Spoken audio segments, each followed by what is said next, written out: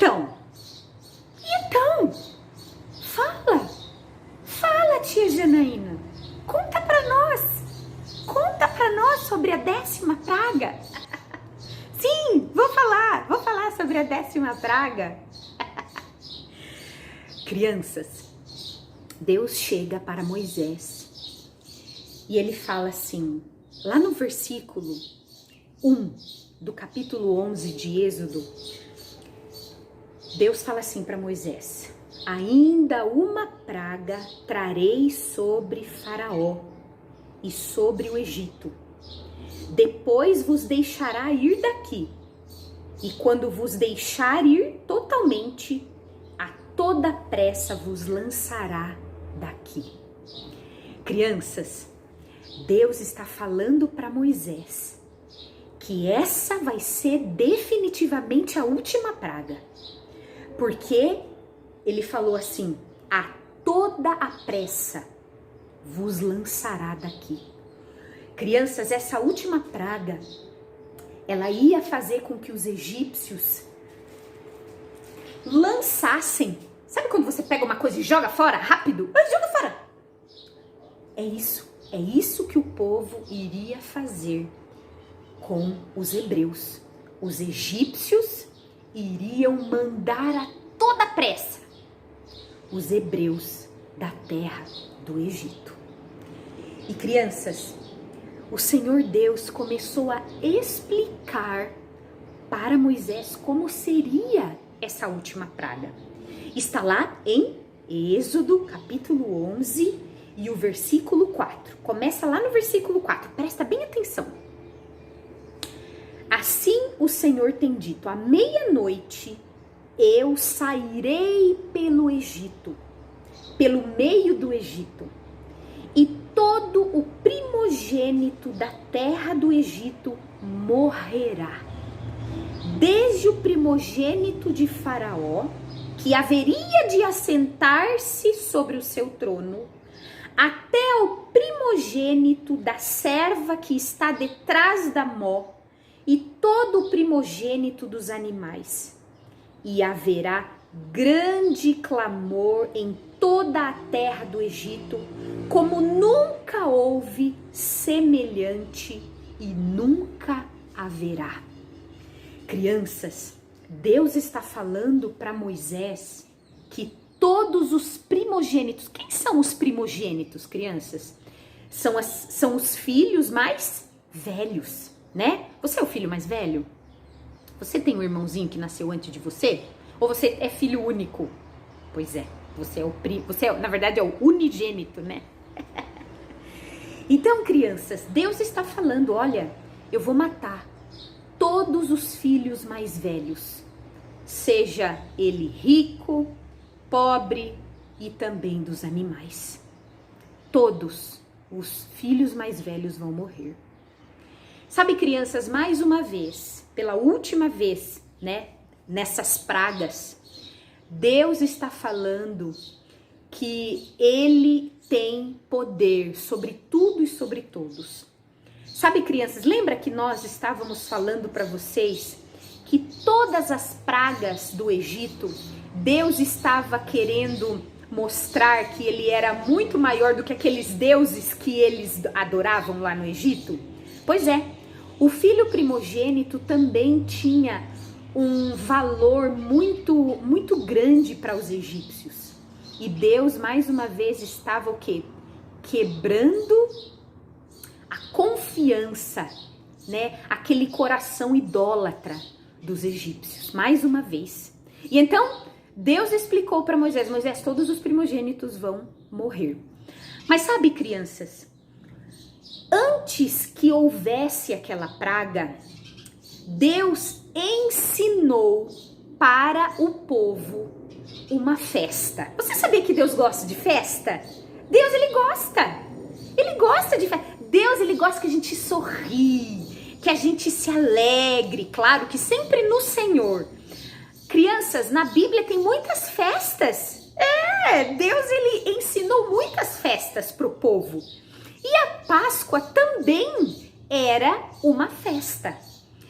E sabe, crianças, talvez quando a gente vai numa festa, né? Talvez não, quando a gente vai numa festa, a gente fica alegre, né? Mas naquela festa, eu não sei se aquele povo estava assim com um coração muito alegre. É claro que eles deveriam estar alegres por sair do Egito. Mas crianças, sabe, tem uma coisa engraçada. Uma coisa engraçada para nós, mas eu acho que para eles não era nada engraçado. Quando Deus estava preparando o povo para essa última praga, presta atenção, olha só. Primeiro, ele falou para Moisés, fala para o povo, para eles pedirem para o povo, pro povo do Egito, né, para os egípcios, pede para eles darem tudo de valor que eles têm, tudo, joia, tudo que é de ouro, fala para eles, ó, nós queremos tudo de valor que vocês têm. E a palavra de Deus fala, crianças, que o povo egípcio eles deram tudo que eles tinham, né? Primeiro, Deus estava falando pro povo, gente, vocês não vão sair daqui sem bens. Vocês, olha só, eu li num livro, crianças, foi engraçado, né?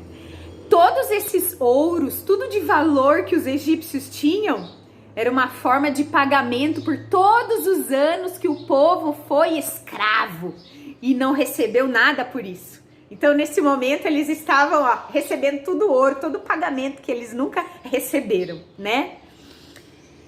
Só que assim, crianças, quando a gente vai numa festa, a gente vai lá todo arrumado, cabelo arrumado, a gente passa chapinha, né? As meninas passam chapinha, passam batom, os meninos vão todos engravatados, dependendo, né? Ou vão com a melhor camisa, tudo.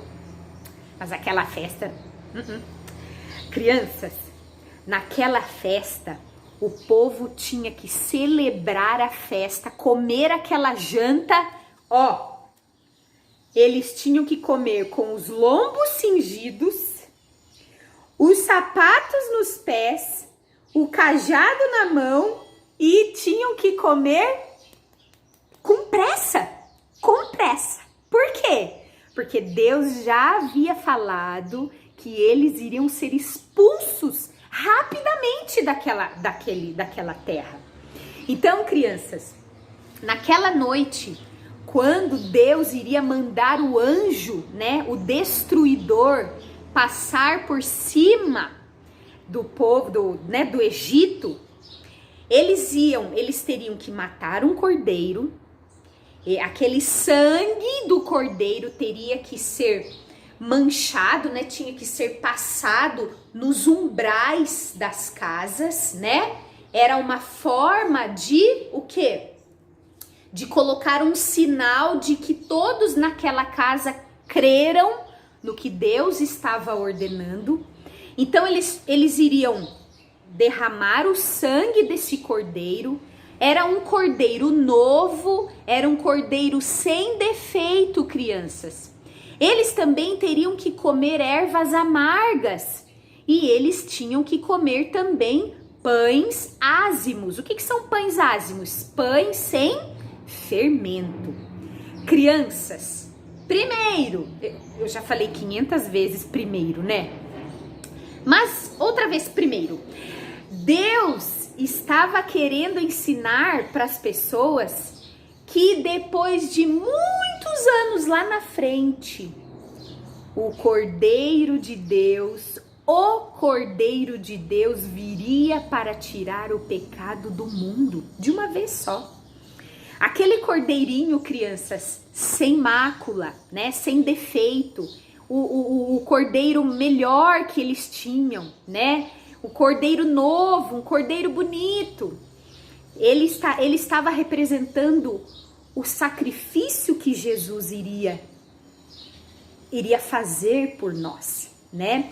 E uma coisa, crianças, que eu achei muito interessante é que aqui em Êxodo ele fala que lá no versículo 27 do capítulo 12, ele falou que este é o sacrifício da Páscoa ao Senhor.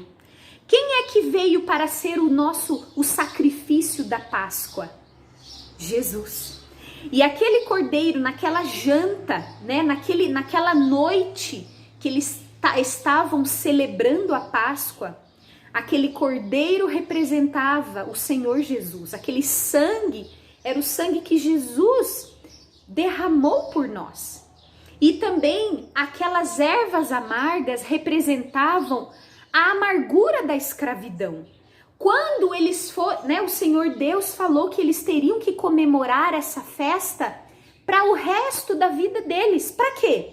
Para eles se lembrarem lá na frente, para eles ensinarem os seus filhos tudo aquilo que eles haviam passado no Egito. E crianças, a escravidão foi um momento amargo na vida do povo de Israel, né? E também eles tinham que comer pães ázimos, pães sem fermento. E o que significa esse pão sem fermento? Crianças, Deus estava agindo na vida deles, e na vida deles não deveria haver pecado. Crianças, todas as vezes que a Bíblia fala de fermento, o Senhor Jesus falou de fermento, o apóstolo Paulo falou de fermento, na Páscoa, lá aqui em Êxodo, fala de fermento. O fermento, crianças, ele representa o pecado. E nesse capítulo, crianças, no capítulo 12, Deus fala por algumas vezes, ele repete: não haja entre vós pão com fermento. Não haja entre vós pão com fermento. Porque se alguém tiver, olha só, lá no versículo 15, olha o que Deus fala. 7 dias comereis pães ázimos. Ao primeiro dia tirareis o fermento das vossas casas. Porque qualquer que comer pão levedado, desde o primeiro até o 7º dia, aquela alma será cortada de Israel.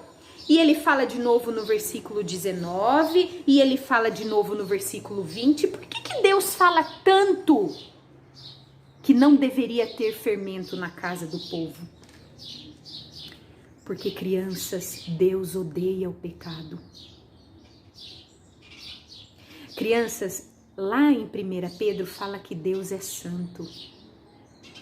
E Ele quer que nós também sejamos santos, crianças. Crianças, não queiram viver uma vida de pecado, achando que Deus vai se alegrar com a vida de vocês. Sabe, crianças, eu tenho um bebê aqui na minha casa, ele tem 1 ano. E eu falo isso para ele, desde já, que nós devemos viver uma vida santa diante de Deus. Nós não podemos nos alegrar com o pecado. Nós precisamos orar: Senhor, opera santidade no nosso lar.